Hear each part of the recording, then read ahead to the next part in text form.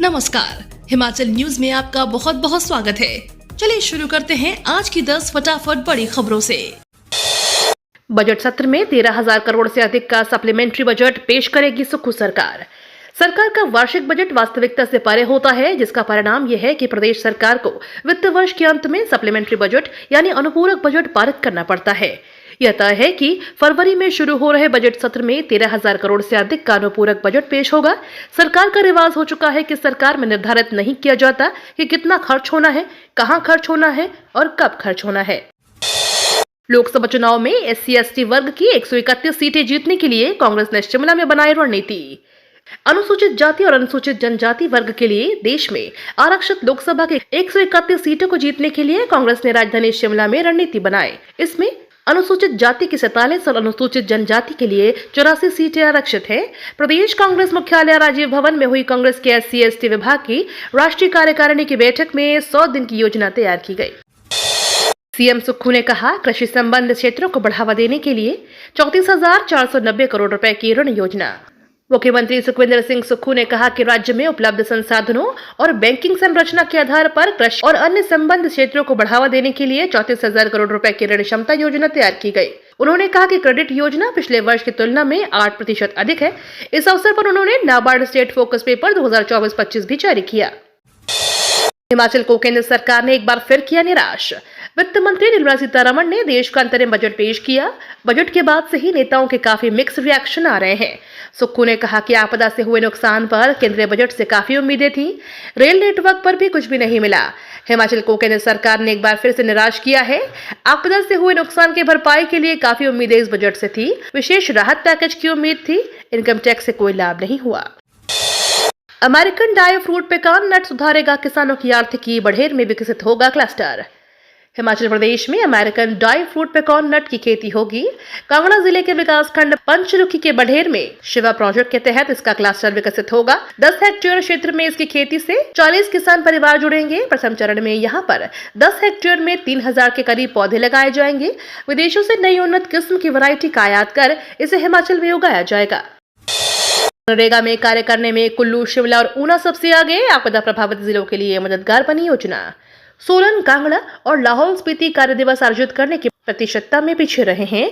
कुल्लू, मंडी और ऊना 3 जिलों में मनरेगा के तहत कार्य दिवस आयोजित करने में अग्रणी भूमिका निभाई है। इनमें 122% कुल्लू, 118% मंडी और 112% ऊना में कार्य दिवस आयोजित करने पर प्रदेश में क्रमशः प्रथम, द्वितीय व तृतीय स्थान कर रहे हैं। सीएम सुक्खू पर नेता प्रतिपक्ष का निशाना।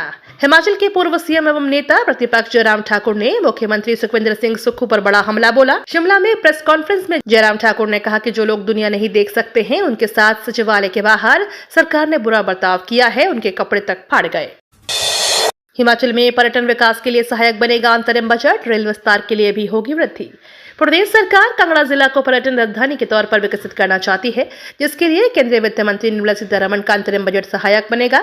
बजट में पर्यटन को बढ़ावा देने के लिए कदम उठाने का निर्णय लिया गया है। परिणाम स्वरूप प्रदेश के 11 डैमों में जल पर्यटन गतिविधियां संचालित करने के साथ साथ धार्मिक पर्यटन और साहसिक पर्यटन के लिए आने वाले समय में बजट प्राप्त होगा।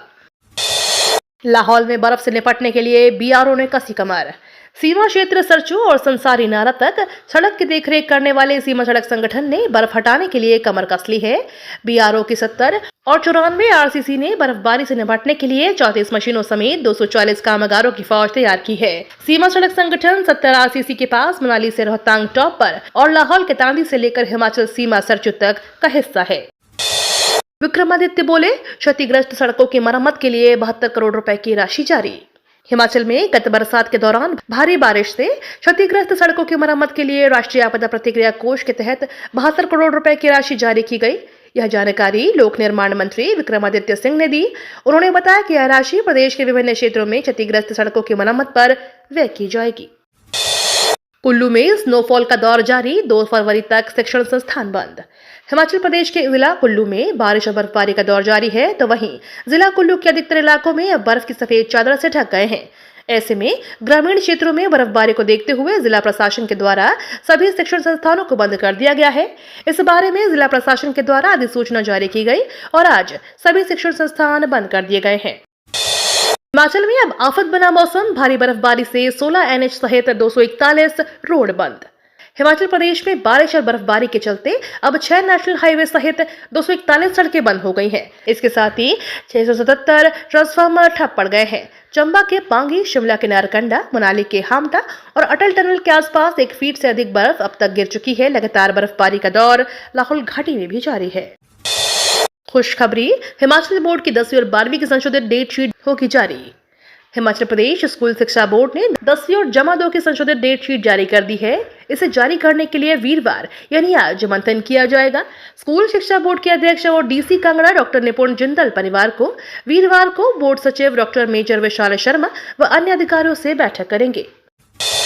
धन्यवाद प्रस्ताव पर आज को दोनों सदनों में चर्चा, मोदी देंगे जवाब। राष्ट्रपति द्रौपदी मुर्मू के अभिभाषण पर धन्यवाद प्रस्ताव पर आज को दोनों सदनों में चर्चा होगी। लोकसभा में चर्चा का जवाब पीएम मोदी सोमवार को करीब शाम 5 बजे देंगे।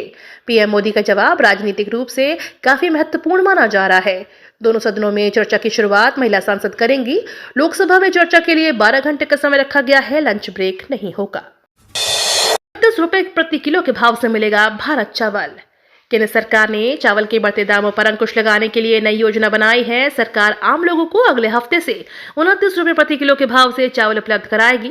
इसे भारत राइस नाम दिया गया है। केंद्र सरकार पहले से देश की जनता को इसी तर्ज पर आटा और चना उपलब्ध करा रही है। खाद्य विभाग के अधिकारियों का कहना है कि चावल की ऊंची कीमतों का मुद्दा चिंता का विषय है। उम्मीद है कि भारत चावल पहले से कीमतों में कमी आएगी। ये तो थी आज की 10 बड़ी खबरें। डेली खबरों से अपडेट रहने के लिए चैनल को सब्सक्राइब करना बिल्कुल ना भूलें।